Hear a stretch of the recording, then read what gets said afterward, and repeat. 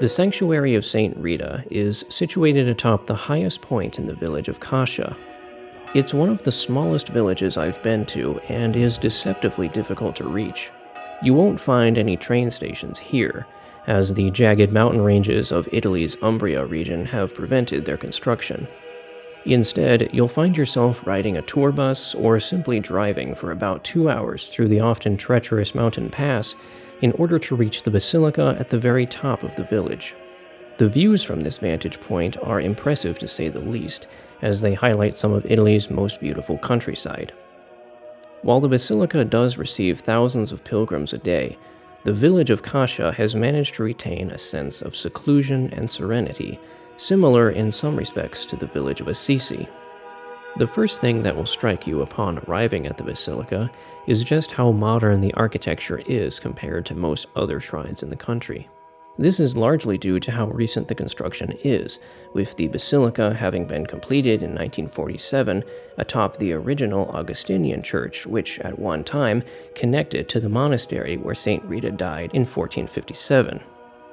Much of the vibrant artwork that adorns the interior of the church was painted in the 1950s, and most of it contains depictions of significant events from St. Rita's life. You might recall that St. Rita was in fact a wife and mother before she became a nun. She was married at a young age to a rich but immoral nobleman, and together they had 2 sons. Despite receiving a great deal of abuse from her husband, she was eventually able to convert him shortly before he was murdered by a rival family. Her 2 sons later died of dysentery, at which point she resolved to enter the convent. Though she was reluctantly received at first, she would eventually develop a reputation of great piety, even displaying what is referred to as a partial stigmata, when a wound from the crown of thorns appeared in her forehead later in life. In death, her body was exhumed 3 times over a period of several years, and was each time found to be in a state of remarkable preservation.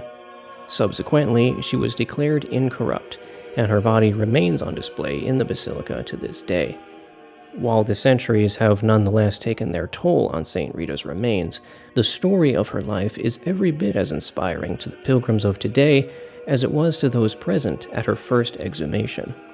One of these pilgrims in particular was Blessed Maria Teresa Fasci, a devotee of St. Rita and a member of the same contemplative order.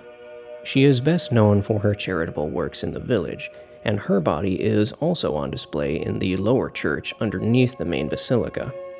She died shortly before the basilica's completion in 1947 and was beatified in 1997.